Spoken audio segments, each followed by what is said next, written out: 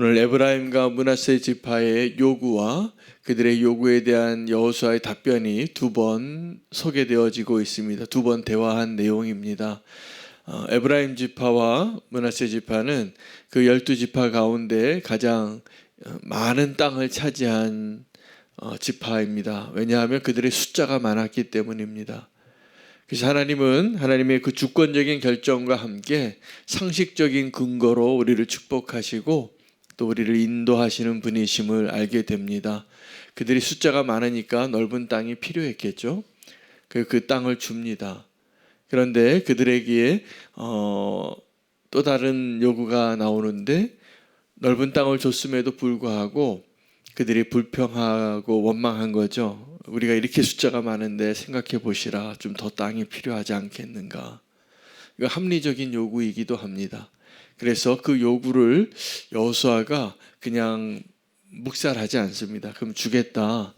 그렇다면 너희가 지금 차지한 그 땅들보다 또 다른 땅을 줄 텐데 그 땅은 산지라는 겁니다.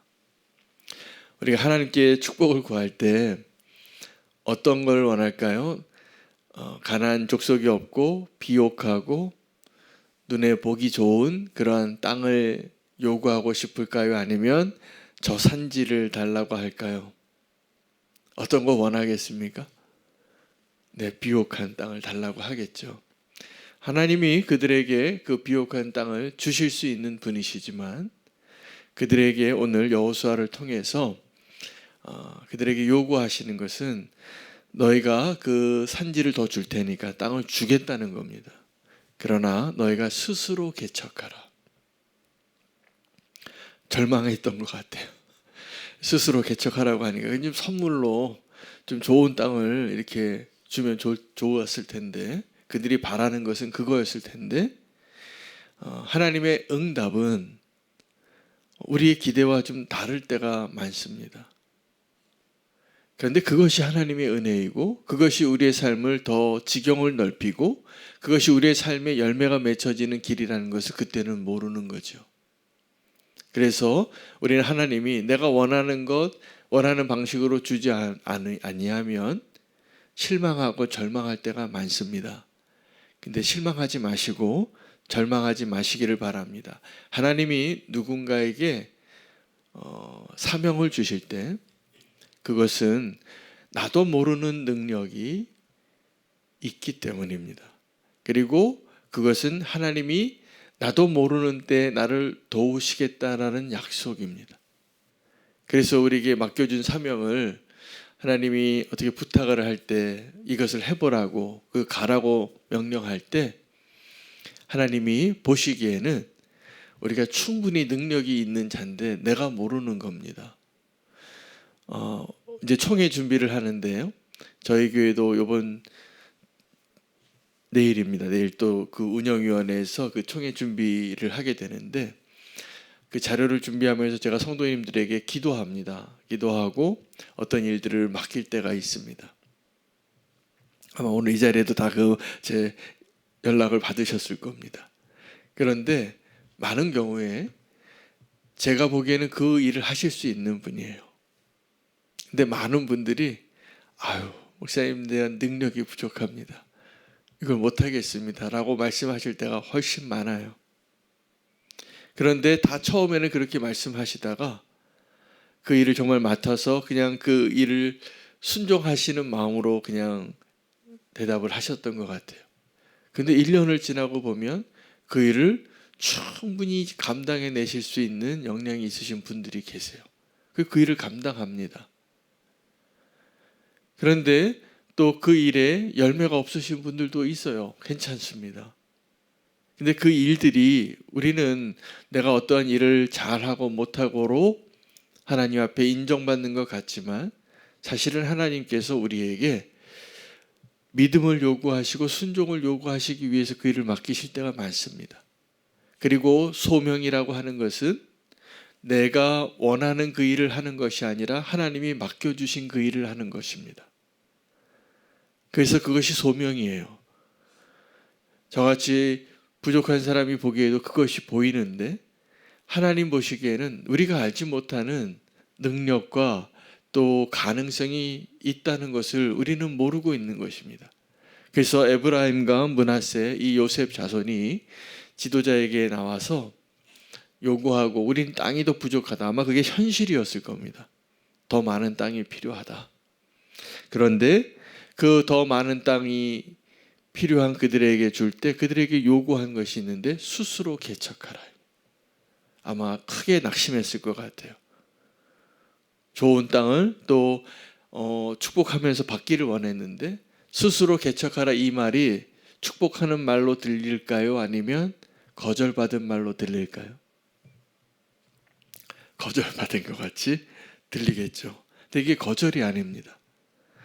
여러분, 그 12지파 가운데 산지가 있고 정말 어려운 땅이 있으면 그 땅을 개척하고 그 땅을 점령할 수 있는 가장 준비된 자가 누구일까요?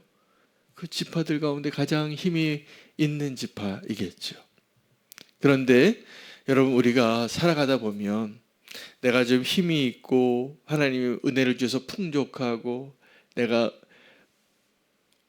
은혜를 많이 받았을 때 한번 생각해 보시기 바랍니다. 나는 그것을 자랑하는 자입니까? 그것을 사명으로 여기는 자입니까?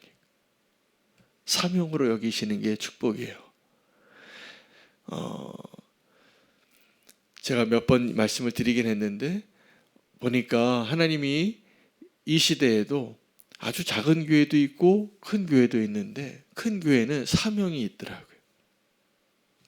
그 작은 교회가 할 수 없는 일들을 할 수 있어요. 그 교회만. 사람도 많고 아마 교회 재정도 더 넉넉하겠죠.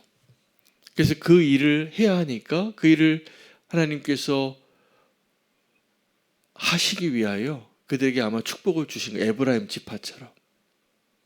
근데 그 에브라임 지파가 내게 받은 축복을 자랑만 하고 우리는 이렇게 덩치가 큰 자야.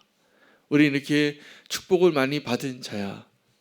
그리고 우리에게 더 많은 재정이 필요해. 여러분, 큰 교회 가보시면 그 큰 교회를 운영하기 위해서 돈이 훨씬 많이 필요합니다. 그렇습니다. 우리가 알지 못하는 그 비용이 많이 들더라고요. 그럼 그것도 필요겠죠. 근데 그 큰 교회이니까 많은 요청을 하는 선교사님이나 미자립 교회나 어려운 이웃이나 이런 사람들이 찾아올 겁니다.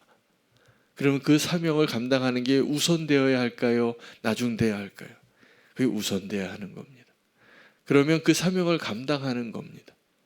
그런데 그 우선순위가 거기 있지 않으면 절대로 못 뒀습니다. 그 필요가 엄청나게 많아요. 이 규모가 많아지면 그 살림을 살기 위해서 지금 에브라임의 고민이 여기 있어요. 지금 우리가 이렇게 먹여 살릴 식구가 많은데 땅이 좁습니다. 더 많이 주십시오. 개척하라. 저 산지를 또 줄게. 이건 다른 지파에게 주지 않고 너희에게 줄게. 그랬더니 이 에브라임 지파가 므낫세 지파가 뭐라고 얘기하냐면 함께 보시겠습니다.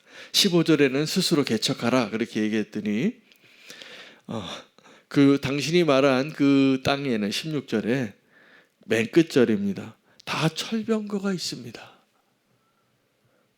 그 땅을 점령할 수 없다라는 거예요. 이길 수 없습니다. 그랬더니 그러면 그 땅 말고 다른 땅 줄게 그렇게 얘기하지 않습니다. 다시 한번 확인합니다. 그들에게 철병거가 있다면 너에게는 하나님이 있다. 그게 17절 말씀입니다. 여호수아가 다시 얘기합니다. 요셉의 족속 곧 에브라임과 므낫세에게 말하여 이르되 너는 큰 민족이요 큰 권능이 있은즉 한 분깃만 가질 것이 아니라 그 산지도 내 것이 되리니 비록 살림이라도 내가 개척하라. 오늘 우리는 다시 한번 하나님 앞에 이 덩치만 크고 믿음이 연약한 모습에서 정말 믿음과 사명을 함께 갖춘, 그래서 축복을 주실 때 충성된 자에게 이 달란트를 많이 준 자가 있고 적게 준 자가 있었거든요. 근데 적게 준 자가 도리어 나는 힘이 없으니까 아무것도 못해요. 그 땅에 묻어뒀습니다. 근데 이것을 기뻐하지 않으셨어요. 그러므로 받은 달란트가 작은 자나 큰 자나 우리가 하나님께 받은 은혜를 가지고 우리가 해야 할 일들을 해야 합니다. 여러분, 누군가를 도울 때 우리가 은혜로 돕고 사랑으로 돕지만 이 도움의 일들이 실패하는 이유가 있는데, 그것이 그 사람을 더 의존 쪽으로 만들 때 우리는 그 도움이 도리어 그 사람을 어렵게 만든다는 것을 여러 번 경험합니다. 그래서 도울 때에도 지혜가 필요하고, 도울 때도 하나님의 은혜가 필요해요. 믿음이 필요하고. 그러니까 하나님께서 지금 우리에게도 동일한 일을 요구하시고 그 일을 하고 계시는 것입니다. 오늘 본문을 보면 하나님께서 우리에게 은혜를 주시고 축복을 주시는데, 하나님 우리에게 그렇게 말씀하실 거라고 저는 믿어요. 네가 스스로 개척해라. 너의 최선을 다해봐라. 그리고 내가 도와줄게. 그때 그 사람은 큰 사람이 됩니다. 더 강한 사람이 될 겁니다. 여러분, 바다에 그 능숙한 어부가 되는 길은 그가 풍랑을 많이 만나봤기 때문인 겁니다. 그래서 이제 두렵지 않은 겁니다. 여러분, 우리의 삶 가운데 두려운 일들이 있죠. 그런데 우리에겐 필요가 많습니다.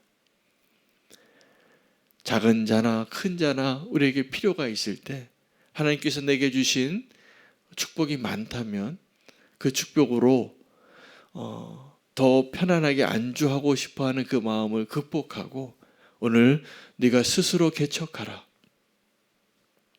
그 말씀을 기쁨으로 받을 수 있는 저와 여러분 되시기를 원합니다. 우리가 해야 할 사명을 하는 거죠. 그것을 통해서 주님이 우리가 보이지 않는 곳에서 내가 너를 도와줄게. 예수님께서 제자들을 보내실 때 그 제자들이요, 아직도 미완성의 믿음이었습니다. 그러나 그들이 언제 정말 하나님이 깜짝 놀랄 정도로 대단한 믿음의 사람이 되냐 하면 주님 없이 보냄받았을 때예요. 초대교회가 시작이 되어지고 그 연약한 사도들로부터 시작되어진 마가다락방의 120명의 믿음의 사람들이 지금 전 세계에 복음을 전하고 이 하나님의 나라를 그 연약한 모습에도 불구하고 세워나갈 수 있는 이유는 그들이 그 보냄받은 자에서 주님이 나와 함께 하심을 믿고 내가 해야 할 일들을 감당하고 있기 때문입니다. 이것이 아름다운 거죠. 우리는 다 연약해서요, 그냥 다 거저주면 좋습니다. 근데 거저주는 게 축복이 아니라는 것. 하나님이 내가 해야 할 그 책임을 가지고 그 일을 맡기실 때 그것이 기쁨이 되고 그것이 순종이 가능하게 될 때 우리는 그때야 누구를 도울 수도 있고 그때야 내가 스스로 쓸 수도 있고 그때야 하나님을 향하여 영광 돌릴 수 있는 강건한 믿음의 사람으로 세워가시는 중에 있다는 것을 우리가 깨닫게 되기를 원합니다. 에브라임과 므낫세가 덩치만 컸지 아직 이 근육이 없는 거예요. 그래서 오늘 우리가 기도할 때 하나님 나에게 믿음의 근력을 주시옵소서. 그래서 쓰러지지 않고 주님을 흔들림 없이 섬기고 동행하고 주님이 기뻐하는 그 삶을 많은 열매를 맺을 수 있도록 그 믿음의 근력을 허락해 주십시오. 오늘 그것이 우리의 기도가 되기를 원합니다. 그러한 믿음의 사람들이 많을 때 하나님은 너무나 기쁘게 하나님의 나라를 확장시켜 나가실 것이라 믿습니다. 이렇게 우리의 삶의 모든 필요를 믿음의 제목으로, 기도의 제목으로 바꾸어 주님께 영광 돌리기를 원합니다. 하나님이 함께 하실 것입니다. 오늘 말씀 붙잡고